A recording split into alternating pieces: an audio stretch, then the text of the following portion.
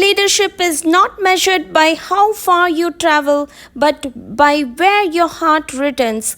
In a single week, Prime Minister Narendra Modi stood among world leaders and walked among his people. From forging global trade corridors in Cyprus to launching life-changing projects in Odisha, this was not just a journey, it was a statement.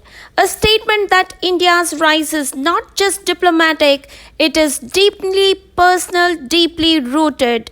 I'm Uma and this is Trendline Times, where we don't just follow footsteps, we uncover their meaning. June 15th, Prime Minister Narendra Modi steps into Cyprus not just as a guest but as a bridge builder.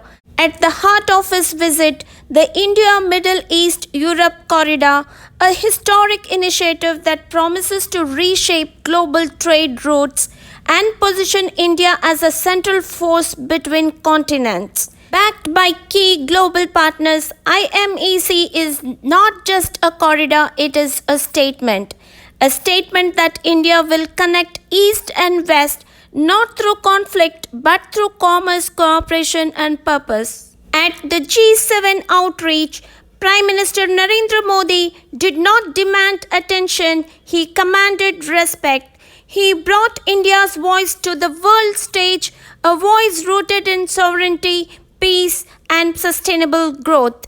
Amidst a world clouded by crisis and calculation, his presence offered clarity not through noise but through resolve. This was not just diplomacy at work, it was leadership defined by dignity, direction and depth. Despite high-profile invitations abroad, Prime Minister Narendra Modi made a heartfelt choice to return to Odisha, where development demanded his presence.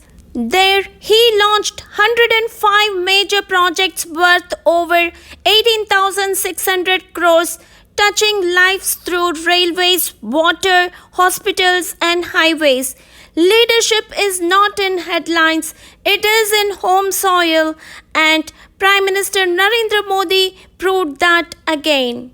He also flagged India's 70th Vande Bharat Express connecting Gorakhpur and Patliputra, symbolizing progress, dignity and ease of travel for every Indian. These trains are not just fast, they are a reflection of an India that is moving together. From the corridors of Cyprus to the communities of Cuttack, every step of this journey carried one silent truth. India is not chasing the spotlight, it is building the future with bridges